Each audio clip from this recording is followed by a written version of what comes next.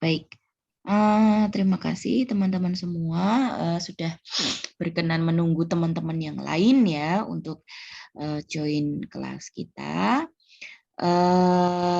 Kali ini materi kedua dari 3 seri Bu Rani tentang integrasi proyek dalam struktur organisasi birokrasi. Nah, ini sebenarnya unsur birokrasi yang permanen ini maksudnya adalah proyek dalam manajemen fungsional, begitu ya. Kan di sini sebenarnya kita ingin mengulang sedikit ya sebelum ke WBS, OBS itu ada tahap-tahapan dari perencanaan proyek. Nah, di sini berkaitan dengan tahapan perencanaan proyek mungkin ada kemarin disampaikan di materinya Pak Elis apa siapa ya kemarin ya Mas? Saya lupa yang menyampaikan itu. Tapi sudah gitu ya. Nah, tapi di sini maksudnya pada tahapan perencanaan proyek itu aktivitas ini dikerjakan setelah proyek itu ditandatangani. Jadi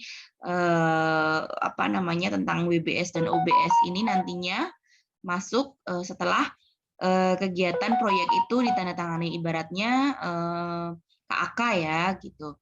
Nah, ini adalah bagian dari KAK. Teman-teman kan kalau praktikum ada KAK ya.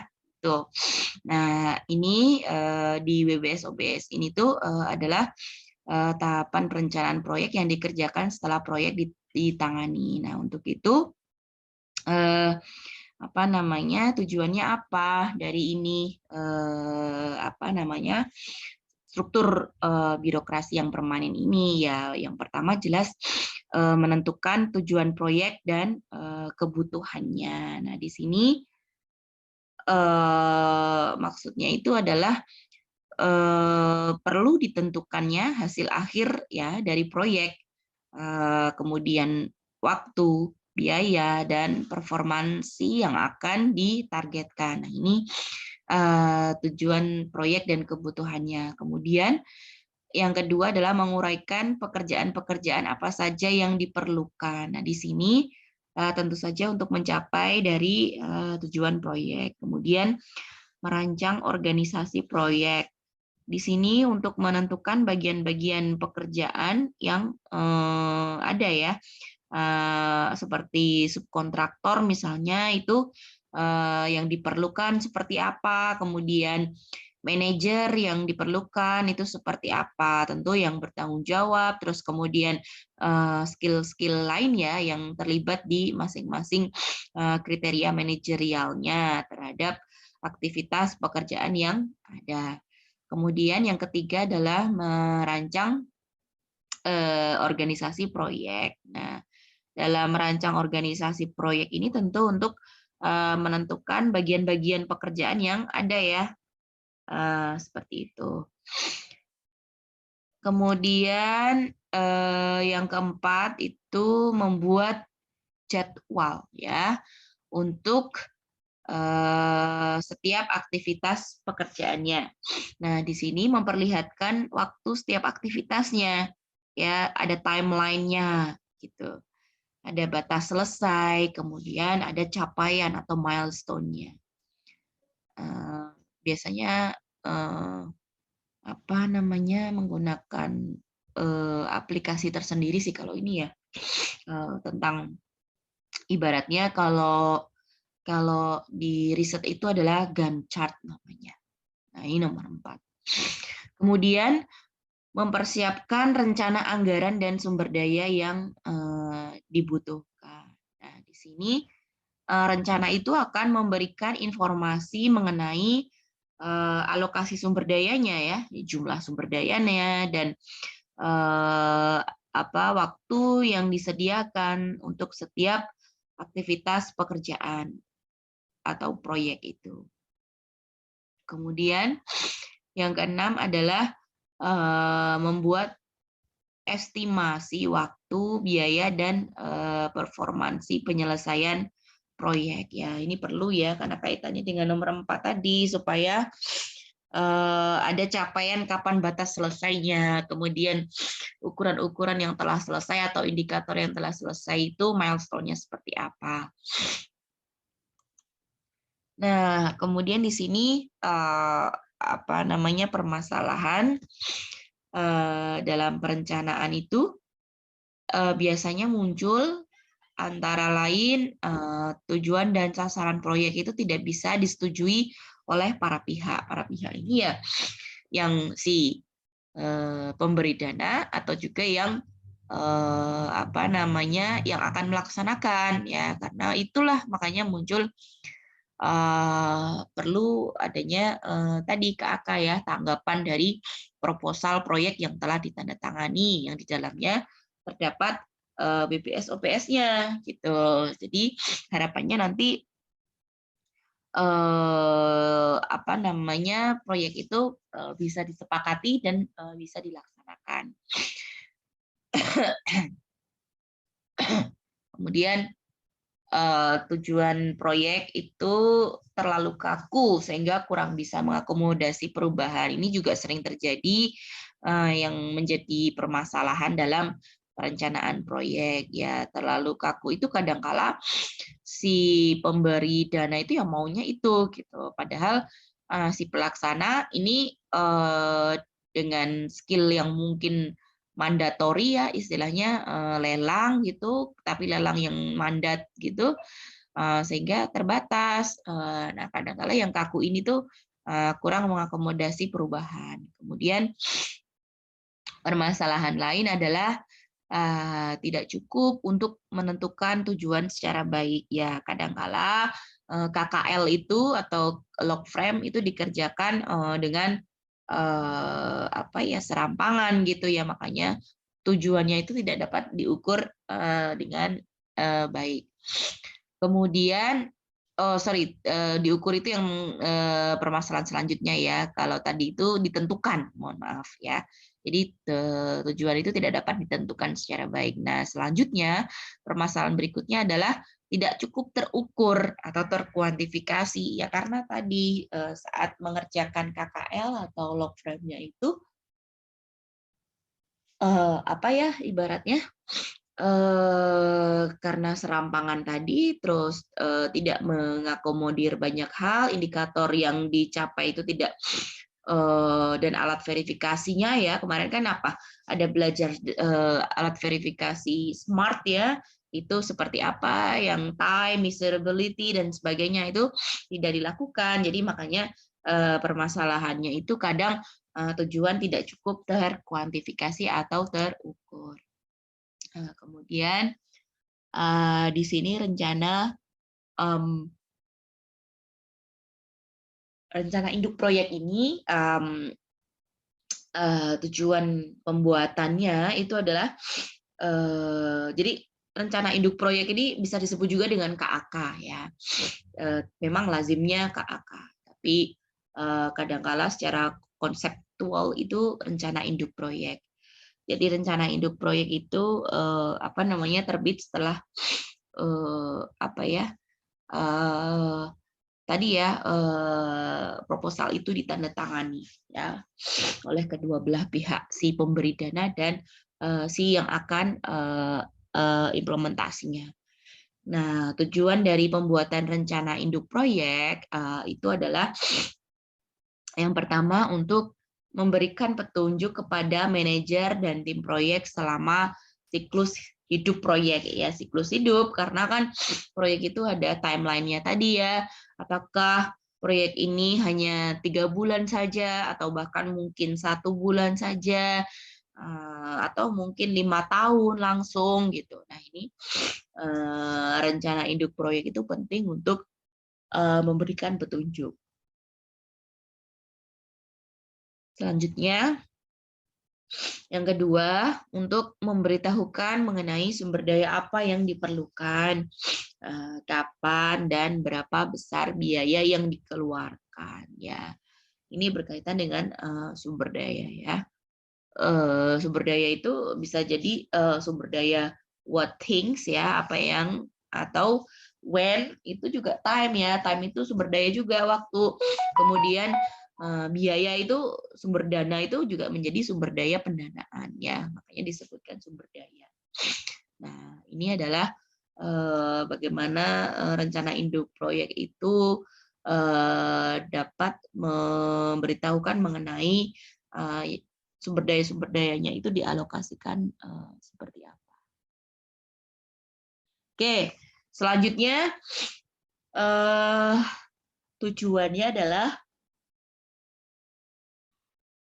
memungkinkan mereka di sini itu adalah si proyektor, pemberi proyek dan penerima proyek ya, proyektor bukan bukan proyektor OHP gitu ya, tapi di sini mereka itu adalah si para pemberi dan penerima proyek, memungkinkan para proyektor mengukur kemajuan yang telah dibuat dan keterlambatan yang terjadi.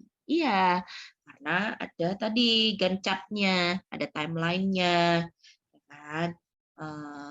Misalnya kalau 1 bulan, minggu pertama nih harusnya apa nih output-nya nih, gitu. Jadi dapat diukur kemajuannya seperti apa, kemudian keterlambatan yang terjadi itu dikarenakan sumber daya apa sih gitu, atau malah justru mungkin yang bermasalah itu adalah WBS dan OBS-nya ini, atau alias apa namanya perseorangan dalam struktur manajemen proyeknya gitu.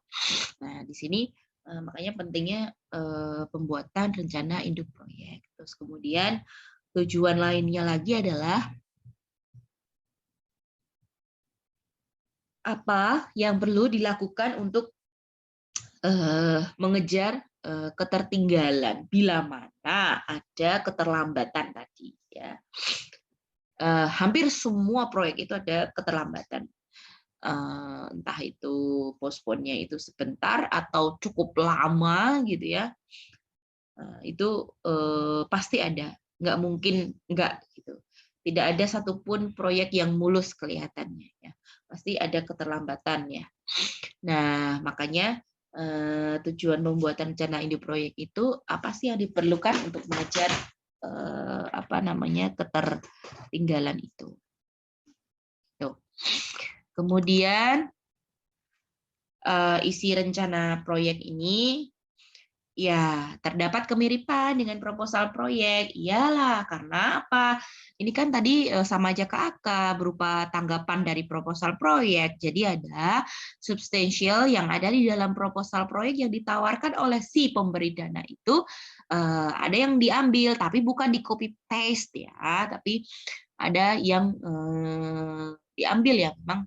Misalnya, oh tujuannya tuh ini, kalau setuju di KAK si penerima dananya ya oke, tujuan ini nih, gitu kan mirip kan, tapi memang apa namanya ini sebagai tanggapan dari proposal proyek sehingga ada kemiripan. Nah, tapi dalam rencana induk proyek atau KAK ini tuh harus lebih detail dan luas. Nah, teman-teman pas belajar KAK itu kan juga iya detail ya. Nah, ditujukan untuk internally anggota tim proyek begitu. Walaupun ini juga disubmit kepada si pemberi dana gitu, karena sebagai tanggapan ya atas suatu proyek. Nah, biasanya di dalam rencana induk proyek nih itu berisi tentang deskripsi proyek, manajemen dan organisasi proyek, bagian-bagian teknis dari proyek, serta alat-alat perencanaan yang dipergunakan dalam proyek tersebut. Gitu. Jadi ini apa namanya yang masuk di dalam rencana induk proyek. Kenapa disebutkan di sini? Apa sih hubungannya? Ya ada hubungannya dengan materi kedua kita ini karena ada kaitannya dengan manajemen dan organisasi. Nah, ini kan manajemen dan organisasi. Jadi pada manajemen dan organisasi ini ringkasan mengenai organisasi dan personel yang dibutuhkan. Nah, ini biasanya berisi tentang manajemen proyek dan organisasinya, kebutuhan orang, serta kemungkinan training dan pengembangan. Ini baru kemungkinan loh ya, yang nomor 3. Nah, yang pertama itu tentang manajemen dan organisasi. Nah, tentu saja dalam apa ya istilahnya manajemen dan organisasi ini detail mengenai bagaimana proyek akan dikelola, kemudian detail bagaimana pengidentifikasian personel kunci, detail hubungan kewenangan yang ada itu masuk di dalam WBS OBS ininya atau manajemen proyek dan organisasi. Ya, jadi jelas. Ya.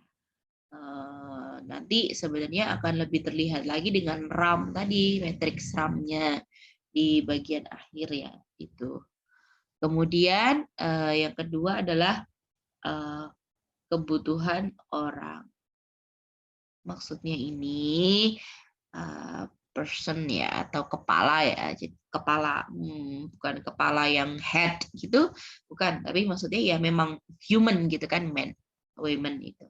Jadi kebutuhan orang ini maksudnya estimasi kebutuhan orang berikut skills-nya, kepakarannya, terus kemudian bagaimana cara perekrutannya itu penting karena apa? Proyek itu tadi kan berjangka banget ya. Istilahnya mungkin tidak semua pihak itu mampu untuk menyelesaikan dari proyek itu atau mampu mengakomodir permintaan-permintaan dari si pemberi proyek gitu karena kan kadangkala ya ini ya terdapat keterbatasan sumber daya pendanaan misalnya, jadi kan otomatis sumber daya manusianya juga mau nggak mau harus disesuaikan ya. Jadi makanya penting bagaimana memperkirakan kebutuhan penempatan tim yang disesuaikan dengan keterampilan, kepakaran, kemudian bahkan sampai SOP bagaimana rekrutmennya gitu. Ya, ini penting. Kemudian yang ketiga adalah training dan pengembangan. Pada training dan pengembangan ini kemungkinan ya karena mungkin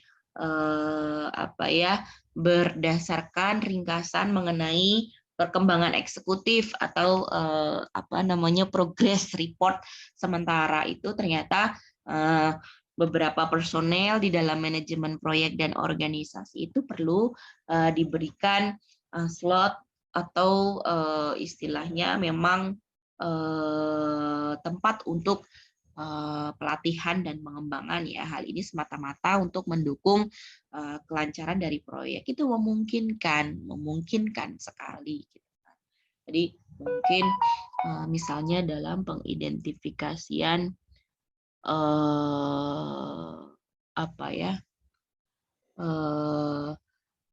misalnya mungkin proyek tentang dampak dari mas padang lamun ya atau rumput laut begitu perkembangbiakan produktivitas dari rumput laut gitu karena mungkin akan dipergunakan untuk macam-macam kan. Kalau rumput laut itu bisa untuk kosmetik, bahkan bisa untuk makanan gitu kan. Nah, mungkin dalam proyek ini misalnya ternyata si penerima proyek yang mandatori itu dia ternyata timnya itu terdiri dari geografi, kemudian teknik yang sosial ya, kemudian dari hukum, tapi belum ada yang paham tentang biota gitu, tentang rumput lautnya itu sendiri gitu. Nah, mungkin bila ada orang geografi atau orang teknik yang bidang ilmunya itu menabras namanya menyentuh atau bersinggungan, misalnya, oh pernah nih dulu ada biogeografi, ya kan nggak apa-apa nih, kayaknya orang geografi bisa oke masuk di situ, tapi mungkin masih perlu training, dan di sini trainingnya itu berkaitan dengan memang dengan biologinya dari rumput lautnya itu. Nah, seperti itulah. Jadi ada kemungkinan-kemungkinan training dan pengembangan dalam manajemen dan organisasinya. Oke. Kemudian di sini mengenai aktivitas bagian teknis ya. Nah, ini adalah ringkasan-ringkasan dari aktivitas utama proyek. Ini sudah meliputi waktu dan juga biaya gitu ya. Nah, yang termasuk dalam bagian ini itu apa? Oh, ada rincian pekerjaan atau statement of work, ada jadwal proyek, ada anggaran dan dukungan keuangan. Kemudian ada testing, ada dokumentasi. Nah, maksudnya di sini statement of work itu adalah pekerjaan masing-masing tadi yang dibawa dari tujuan. Nah, itu tuh diuraikan rinciannya, ya. Terus kemudian jadwal proyek juga diuraikan, milestone, jaringan kerja proyek, diagram yang berkaitan dengan jadwal proyek, seperti itu. Kemudian anggaran dan dukungan keuangan. Ini tentu di sini mengacu pada pengeluaran ya, estimasi yang ya diperkirakan saja. Kemudian kapan waktunya untuk biaya tenaga kerja seperti apa. Ini juga termasuk bahan dan fasilitas. Kemudian yang keempat itu adalah testing. Ya, testing di sini tentu sebenarnya lebih berkaitan dengan health ya, yang terjadi saat ini kan COVID masih ya. Walaupun sudah berangsur membaik ya kan, kita sudah mau lebaran gitu ya. Nah, testing ini adalah daftar semua yang perlu diuji, termasuk prosedurnya, waktu, dan juga orang yang bertanggung jawab atas masing-masing dari proyek itu. Nah, kemudian yang terakhir adalah dokumentasi. Pada dokumentasi ini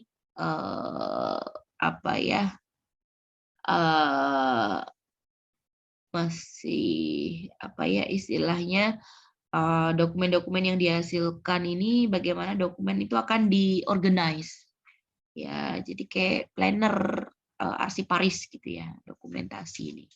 Jadi kenapa? Karena setiap aktivitas proyek itu nantinya akan dipertanggungjawabkan oleh si pemberi dana. Nah, makanya kita orang iki melakukan atau mengerjakan. Nah, buktinya apa? Ya dokumentasi. Entah itu dokumentasi arsip, entah itu dokumentasi foto, begitu. Yang penting semua dokumentasi itu harus ada. Oke. Ya, masih ada selanjutnya nih. Pada selanjutnya ini ada tahap implementasi ya. Nah, implementasi ini ya namanya implement ya, jadi dilaksanakan. Nah, di sini bagaimana sebenarnya pelanggan ini, maksudnya itu adalah si target sasaran atau penerima manfaat atau beneficiaries-nya. Bagaimana si penerima manfaat itu bisa menerima hasil proyeknya gitu, implementasinya. Kemudian yang selanjutnya ketujuh adalah rencana peninjauan pekerjaan. Ini pada rencana peninjauan pekerjaan, prosedur mengenai peninjauan pekerjaan secara periodik, kemudian catatan apa yang perlu ditinjau, kapan, oleh siapa, menurut standar apa, ya seperti checking MONEF gitu. Ini di poin 7. Kemudian yang 8 itu ada justifikasi ekonomi. Ya, ini berkaitan dengan pengalokasian sumber daya keuangan. Justifikasi ekonomi ini penting karena apa? Di sini apa ya? Ada banyak alternatif yang mungkin dalam mencapai tujuan proyek itu apa ya? Memperlihatkan apa ya, harga ya antara biaya dengan jadwal. Jadi maksudnya mungkin biaya misalnya ya kita misal biaya pengadaan mantol atau jas hujan gitu, itu ketika di bulan Desember atau Januari akan berbeda harganya dengan yang ada di bulan Juni atau Agustus. Karena apa? Karena Juni Agustus kan sudah jarang hujan. Nah, jadi apa namanya, faktor pendanaan untuk justifikasi ekonomi itu penting ya. Oke. Selanjutnya di sini ada alat-alat perencanaan. Sebenarnya banyak metode yang digunakan dalam perencanaan, antara lain WBS, work breakdown structure, ada matriks tanggung jawab, ada Gantt chart, kemudian ada jaringan network.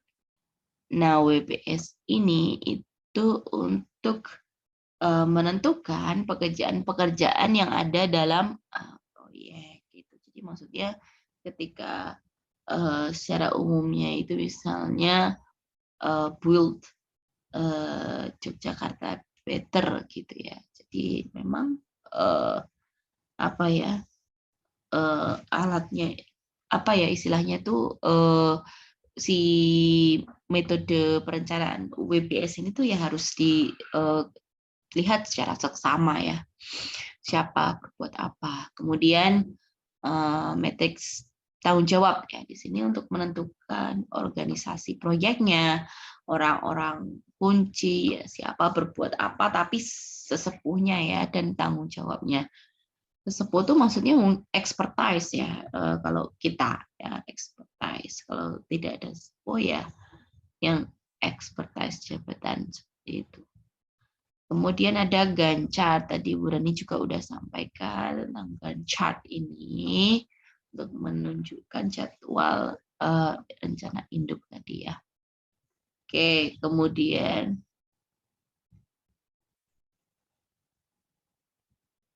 jaringan kerja atau network. Nah, ini untuk memperlihatkan urutan pekerjaan sih sebenarnya, apa namanya, kapan dimulai, kemudian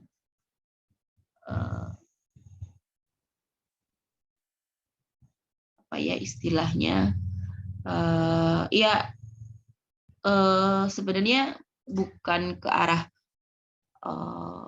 apa ya waktunya ya, tapi apa ya, karena kalau waktu kan udah dijadwal tadi di Gantt chart, tapi di jaringan kerja ini lebih kepada urutan pekerjaan yang apa ya istilahnya tuh flow-nya gitu ya, flow-nya dari atas ke bawahnya itu loh. Misalnya input itu dibutuhkan berapa lama, kemudian hasil prosesnya, kemudian output-nya itu berapa lama ya. Jadi ada perbedaan antara Gantt chart dengan jaringan kerja tadi.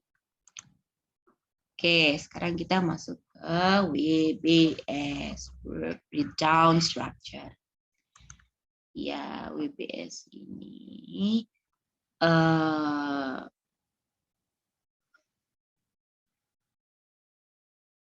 apa ya istilahnya tuh sebagai pemecahan pekerjaan besar menjadi elemen pekerjaan yang lebih kecil. Ya, ibaratnya supaya bisa dikerjakan gitu kan.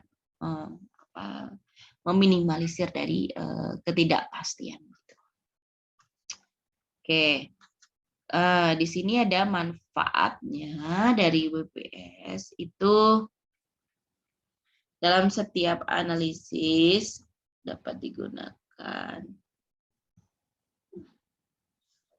Ya, jadi memang di WBS ini dalam tahap analisis WBS itu dapat digunakan untuk memastikan akurasi dan kelengkapan dari semua personil proyeknya. Kemudian juga manfaat lainnya dijadikan sebagai dasar penganggaran dan penjadwalan gitu ya. Kalau WBS sudah settle, mungkin ada yang belum store packing ya, tapi di sini lebih bisa menjadi dasar penganggaran dan penjadwalan. Kemudian WBS itu manfaat lainnya juga sebagai alat kontrol dari pelaksanaan proyek ya, karena siapa berbuat apa tadi gitu akan ketahuan. Oh, kalau tidak beres misalnya manajer apa ya, pengadaan rumput laut misalnya Mas Aci gitu. Mas Aci itu di bawahnya ada lagi yang teknis gitu. Teknisnya ini dia yang bertugas untuk mengkontak atau meng-hiring atau apa ya istilahnya memastikan si network dari pemasok rumput laut itu ada. Nah, misalnya ternyata di bawahnya lagi mungkin Mbak Bintang di bawah Mas Aci ya. Mohon maaf ini hanya nama contoh aja. Nah, ternyata Mbak Bintang itu ada satu yang miss gitu kan. Nah, di sini kan nanti akan ketahuan WPS-nya. Oh, ternyata di Mbak Bintang toh sumbernya. Oh, berarti nanti perlu dilakukan antisipasi A, B, C gitu. Jadi memang WPS ini disinyalir sebagai alat kontrol dari pelaksanaan proyek. Oke.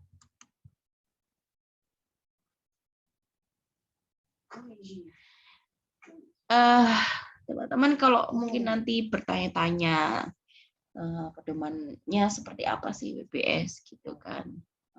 Kemudian ya pokoknya segalanya tentang WBS itu ada pedomannya nggak sih gitu. Ya sebenarnya tidak ada pedoman baku dalam WBS itu sebenarnya tidak ada. Jadi dikatakan cukup atau memadai WBS itu apabila pekerjaan itu cukup mudah dilaksanakan. Kemudian ditentukan waktu penyelesaiannya. Kemudian bisa diukur juga kemajuannya. Nah, yang terakhir itu memadai dikarenakan sumber daya dan biaya yang diperlukan itu telah dihitung ya. Seperti itu. Oke, selanjutnya tingkat pemecahannya ya. Nah, ada sub-subnya tadi karena ke bawah kan. Jadi yang pertama ada si head-nya ya atau penghandle proyeknya.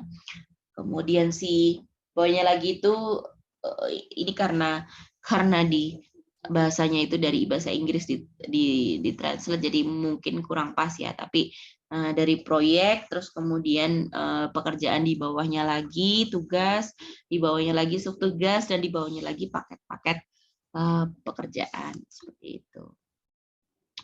Oke. Ini ada WBS untuk pembuatan rumah. Contohnya rumah ya, rumah. Rumah itu pertama itu pasti ada penggalian, kemudian ada pondasi, ada pasang apa ya istilahnya rangka, kemudian buat tembok, pasang atap. Nah, buat tembok aja misalnya ada banyak jilidnya. Ini yang simple ya, mungkin ada lagi tembok yang dilapisi keramik itu bisa jadi tambah lagi kan 3, tidak hanya pasang batu bata, melapisi semen tapi juga pasang keramik. Jadi memang ini contoh sangat-sangat sederhana WBS untuk pembuatan rumah itu gambarannya dari tadi ya apa namanya proyek terus tujuan apa proyek kegiatan subkegiatan. Nah ini contohnya. Oke, itu tadi WBS. Sekarang kita ke OBS. Nah, OBS ini singkatan dari Organizational Breakdown Structure. Itu merupakan proyek proyek yang istilahnya tuh yang mendukung proyek ya, proses hierarkis yang mendukung proyek, yang melukiskan bagaimana perusahaan itu dikelola sebagai suatu organisasi untuk menentukan tanggung jawab kerja ya. Nah, itu OBS. Nah, tujuannya tadi OBS ada tujuannya. OBS sekarang juga ada tujuannya. Nah, tujuan OBS itu adalah menyediakan suatu kerangka untuk meringkas pekerjaan dari unit organisasinya. Ya.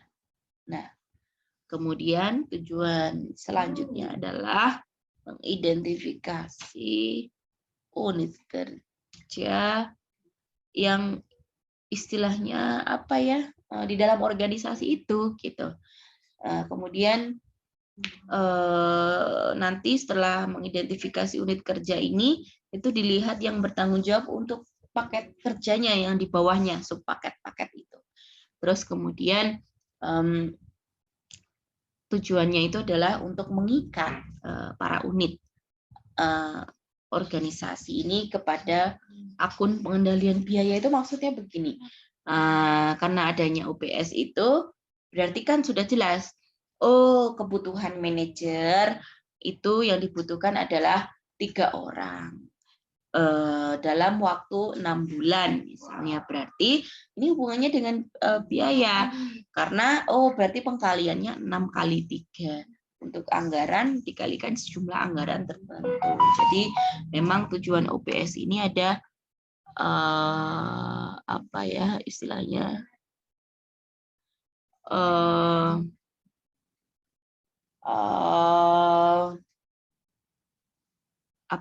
ada hubungannya begitu antara unit organisasi dengan pembiayaannya. Oke. Ini selanjutnya adalah integrasi WBS dengan organisasi proyek ya. Kita kembali lagi ke WBS. Nah, ini misalnya ini secara pekerjaan ya. Secara pekerjaan mandiri itu maksudnya yang paling payung gitu ya. Kemudian ada di bawah paling payung tadi, tema paling payung, ada manajemen proyeknya, ada desain dasarnya, kemudian ada hardware yang harus diperhitungkan, ada software, kemudian ada pengujiannya. Nah, dari payung tadi, payung mandiri itu diturunkan di tugas ini, terus kemudian di bawah tugas ada subtugas lagi. Di hardware itu ternyata perlu dipertimbangkan subtugas bahan baku. Perlu diperhitungkan subtugas instalasi. Ternyata orangnya itu ini harus yang di bagian engineering nih, misalnya yang di instalasi. Kan nggak mungkin yang hardware itu instalasi diisi oleh programmer. Programmer itu penempatannya di software. Software mana? Bisa di di speknya ya atau spesifikasinya. Nah, seperti itu. Jadi ketika organisasional proyek seperti apa yang harus dimasuki oleh proyek gitu, seperti ini contoh sederhananya ya.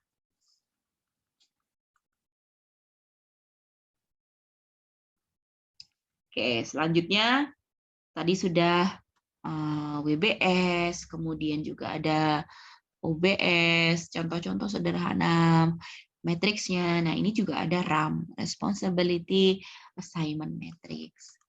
Oke, di RAM ini itu merupakan matriks yang menggambarkan hubungan antara WBS dan OBS. Jadi yang mana ini istilahnya tuh yang dimaksud RAM ini adalah metrik yang mengkaitkan antara WBS dan OBS, sehingga dalam RAM itu setiap unit organisasi dalam OBS itu ditugaskan untuk tiap aktivitas yang terdapat dalam WBS. Lebih jelasnya mungkin lihat bagian matriksnya aja ya. Gimana sih menggambarkan hubungan antara WBS dan OBS-nya gitu. Nah, seperti ini gitu kan. Jadi RAM itu disebut juga dengan matriks tanggung jawab. Nah, misalnya pekerjaannya ABCDE gitu kan. Terus ada bidangnya juga manajemen proyek kah, misalnya controller kah, misalnya yang meng-ACC kah, misalnya yang mutu atau quality control-nya kah. Nah, ini harus dilihat, oh misalnya apa ya, namanya Mas Adi, oh jangan Adi, di sini sudah ada Adi ya, dituliskan Adi. Oke, untuk Adi itu ternyata untuk pekerjaan A, Adi ini sifatnya adalah apa ya, meng-ACC aja gitu. Apa ya istilahnya, bertanggung jawab memang, tapi dia lebih sifatnya approval R dan A. Kemudian ada lagi nih si Budi, controller. Ya, ini di pekerjaan A, si Budi itu responsible, tapi dia tidak bisa untuk approve, meng-ACC. Ya dia hanya pelaksana. Jadi responsible itu maksudnya yang melaksanakan gitu kan sebagai controllernya. Nah, seperti itu ya maksudnya. Jadi setiap orang itu akan tahu dia batas-batasnya itu seperti apa. Apakah sebagai pelaksana atau bisa sebagai decision maker atau hanya membantu support gitu. Nah, misalnya nih Pak Adi manajer di pekerjaan E itu dia hanya ditulis S. Oh, dia berarti di pekerjaan E ini hanya sebagai supporter aja gitu. Nggak tahu supporter macam apa, tapi itu harus detail sebenarnya. Supportnya yang seperti apa itu perlu didetailkan. Nah, ini adalah contoh dari RAM ya. Nah, ada lagi nih yang lebih kompleks contoh RAM-nya. Nah, di sini ada tuh kan keterangan all rules from the OBS should be assigned to one or more tasks, and each work package activity from the WBS should be included and have only one person responsible. Ya, jadi memang sangat diharapkan untuk satu orang apa namanya istilahnya yang ditugaskan begitu ya di WBS dalam RAM ini. Ya, ini adalah contohnya bagaimana menarik dari WBS di sebelah kiri ini ya, nih kiri. Kemudian bagaimana menarik dari OBS sebelah atas ini. Nah, kemudian jadinya seperti tadi, itu matriks tanggung jawab tadi. Ya, si misalnya Mas Adi ya, Mas Adi tadi itu sebagai apa? Responsible aja atau yang lain-lainnya. Oke. Ya, kita pada bagian terakhir. Jadi kesimpulannya WBS itu adalah proses hierarkis yang membagi pekerjaan proyek menjadi elemen-elemen pekerjaan yang lebih kecil. Jadi tadi ya ada tugas misalnya yang tema mandiri, kemudian ada software, di bawahnya software ada spek dan sebagainya itu ya. Jadi elemen-elemen pekerjaan yang lebih kecil. Kemudian OBS, Organizational Breakdown Structure. Nah, ini adalah hierarkis. Nah, ini hierarkis itu ya siapa bertanggung jawab untuk apa, bagaimana proses diorganisir untuk menentukan tanggung jawab kinerjanya. Itu perbandingan WBS dan OBS. Nah, selain itu juga ada keuntungannya dan juga ada kerugiannya. Pastilah setiap yang dilakukan itu selalu ada keuntungan dan kerugian. Nah, keuntungannya apa ini dengan adanya WBS, OBS, dan RAM ini? ya manajer proyek akhirnya memiliki wewenang penuh gitu, karena dia kan sebagai yang paling atas mengkonsep, meng-ACC, mengepel gitu. Itu apa ya? Jadi kayak power gitu loh. Oh, kalau misalnya ada suatu hal yang perlu mendesak, ya udah manajer keputusannya gitu. Jadi memiliki kewenangan penuh. Kemudian plus yang selanjutnya itu adalah semua anggota tim secara langsung apa ya apa ya istilahnya tuh ya punya responsibility lah, bertanggung jawab terhadap manajer proyek. Bukan berarti di bawahnya manajer itu kan biasanya ada supervisor sebelum supervisor sebelum bawahnya lagi ada pelaksana ya.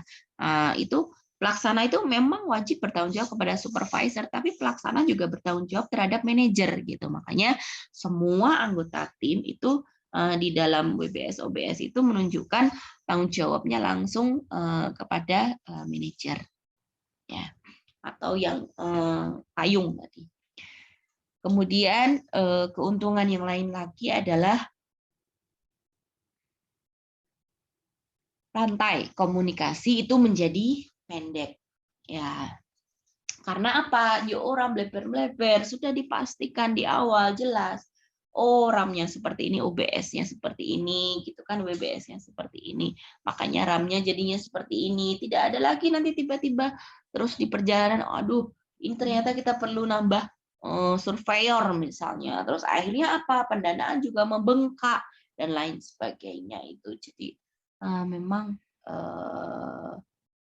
ke depan di setiap apa ya proyek-proyek itu ya rantai komunikasinya itu bisa menjadi pendek. Terus kemudian terjadi pemanfaatan tenaga ahli dan proses kaderisasi bila ada proyek yang sejenis secara terus-menerus. Nah, ini biasanya kalau proyek tata ruang itu pasti akan ada terus dari dulu sampai nanti. Itu jelas tata ruang itu ya ruangnya ya ditata terus akan ada gitu kan, terkait dengan penggunaan lahan dan sebagainya itu tetap masih ada. Jadi ya apa namanya pemanfaatan tenaga ahli dan proses kaderisasi ini penting. Jadi makanya kadang-kala mungkin teman-teman menemui proyek itu ada layer 1, layer 2. Nah, itu adalah tujuannya untuk kaderisasi. Oke. Mungkin yang nomor selanjutnya adalah nomor 5 ya. Kewenangan yang terpusat, maka pengambilan keputusan dapat dilakukan dengan cepat ya. Manajer tadi ya yang paling atas dari teman-teman. Itu. Jadi kewenangan yang terpusat, maka pengambilan keputusan dapat dilakukan dengan cepat ya. Gimana tidak? Karena sentral gitu kan. Jadi bisa memutuskan. Oh, ini nggak layak. Oh, ini layak. Layak karena ini. Atau mungkin oh, ini sebenarnya layak tapi masih harus dikacap. Nah, itu apa namanya kelebihannya. Nah, kemudian ya karena tadi ya dilakukan dengan cepat tentu ada kesatuan komando dan lebih simpel juga mudah dilaksanakan karena sudah jelas detail WBS-nya ya sudah sampai paling detail sendiri itu siapa berbuat apa gitu. Makanya mungkin kalau teman-teman ini ya di Instagram ya itu seliwer-seliwer Rans Studio atau Rans apa ya tempatnya Raffi Ahmad itu ya, itu kok bisa sih banyak meng-hire banyak sekali ya, banyak karena dia juga menerapkan prinsip WBS OBS dan RAM ini gitu kan. Jadi apa misalnya tim-timnya itu ya jadi lebih simpel dan mudah melaksanakan dan profitnya lebih banyak tentu yang didapat si Ransnya ini gitu karena dia ya apa sudah menerapkan RAM-nya ini dari WBS dan OBS-nya. Kemudian plus yang lain lagi itu adalah adanya dukungan menyeluruh terhadap dari proyek. Oke. Kemudian kita sudah belajar tentang kelebihan, maka sekarang kita belajar tentang kekurangan. Ya dong gitu. Masa melihat sesuatu dari kelebihan toh ya kekurangan ini sebenarnya dipakai ketika nanti ada Monef ya. Jadi seperti apa kekurangan-kekurangannya. Oke. Kekurangan yang pertama, memungkinkan terjadinya duplikasi sumber daya. Mungkin gitu, tapi tidak selalu gitu ya. Jadi mungkin apa ya, mungkin pekerjaan yang dicontohkan itu duplikasi sumber daya ya, misalnya kita input pertanian begitu ya. Input pertanian itu ada apa? Oh, ada pupuk gitu kan salah satunya. Nah, pupuk itu ada macam-macamnya gitu kan. Misalnya yang cocok untuk tanaman tertentu ya kita ambil contoh padi aja lah, padi. Nah, itu mungkin ada pupuk-pupuk jenis tertentu yang bisa membuat cepat tumbuh atau mungkin bisa meminimalisir dari serangan hama wereng dan sebagainya gitu. Tapi ada juga pupuk yang all in one gitu. Nah, jangan sampai ketika pembelian pupuk all in one itu ternyata masih dibeli pupuk yang khusus hama wereng, terus pupuk khusus peningkatan produksi. Nah, itu jangan sampai ya, ini agar ya apa ya, tapi kebanyakan itu ya ada duplikasinya itu tadi, semuanya dipakai. Karena apa? Ya, kadang-kala ada hubungannya dengan pendanaan juga gitu. Jadi ya kadang-kadang banyak terjadi duplikasi sumber daya di perencanaan proyek itu. Jadi ya minusnya ini di RAM-nya. Kemudian yang kedua, minus lainnya adalah karena sifatnya yang berdiri sendiri, itu maka menimbulkan biaya yang tinggi. Berdiri sendiri itu maksudnya begini, ya sudah, dia sebagai si apa namanya, pemegang kendali atas pelaksana proyek ya, mau nggak mau, bisa nggak bisa, berapapun biaya itu ya harus selesai gitu kan dalam jangka waktu yang sudah disepakati, sehingga kadangkala mungkin ada tambahan kurang biaya. Nah, ini bisa melalui pengajuan pendanaan yang dilakukan oleh si pemberi donornya atau pemberi proyeknya itu gitu. Nah, ini minusnya karena apa? Lah, kudune kan proyek itu mengalokasikan sumber dana dengan seksama. Kenapa kok biayanya masih tambah-tambah lagi dan menimbulkan biaya yang tinggi gitu. Jadi ini juga menjadi salah satu minusnya. Nah, dan juga minusnya itu tentang adanya kemungkinan terjadi penumpukan sumber daya yang berlebihan. Walaupun sudah dibuat WBS OBS-nya, itu tetap masih ada kemungkinan penumpukan sumber daya yang berlebihan. Mungkin bebannya di Mas Aji itu berat tadi. Ada responsible, ada apa namanya notice gitu. Itu mungkin bisa saja terjadi. Kemudian adanya masalah keberlangsungan ya sumber daya manusia yang bekerja di proyek bila proyek telah selesai. Itu maksudnya gini, nanti setelah itu tuh terus personilnya tuh mau ngapain gitu loh. Apakah kalau sudah selesai jembatannya dibangun terus habis itu sudah gitu, atau bagaimana gitu. Kan ini sebenarnya apa ya, semacam pertanyaan-pertanyaan seperti itu. Oke, kemudian ada juga kekurangan lainnya itu adalah ketidakkonsistenan prosedur dengan alasan memenuhi permintaan klien. Ya, ini sering terjadi. Sering banget, apalagi dengan pemerintah daerah itu sudah jelas proyeknya itu seperti itu. Kadang-kala mungkin di awal itu tujuannya ya hanya membuat satu peta aja gitu. Tapi lambat laun di pertengahan itu nambah, ini dibuat peta yang lainnya lagi nih tematiknya ada 3. Oh, kok bisa? Padahal harus jalan gitu kan, nggak mungkin dilepas, nggak mungkin diberhentikan gitu kan. Jadi ya mau nggak mau apa namanya dipenuhin gitu. Makanya ada sebenarnya juga kekurangan dari WBS, OBS sama RAM-nya itu adalah ketidakkonsistenan prosedur ini ya. Jadi permintaan-permintaannya itu apa ya, kayak takut gitu loh, kayak takut diberhentikan sama si pemberi dana, jadinya ya udahlah kita adjust gitu biasanya. Oke, selanjutnya ini masih ada lanjutannya lagi ya, plus minusnya. Ya pada intinya hampir mirip-mirip, tapi ini lebih detail ya, misalnya memberikan respon yang cepat terhadap keinginan klien. Kalau tadi kan tidak bertele-tele ya di slide sebelumnya. Nah seperti itu, ini lebih detail sih plus minusnya. Ya,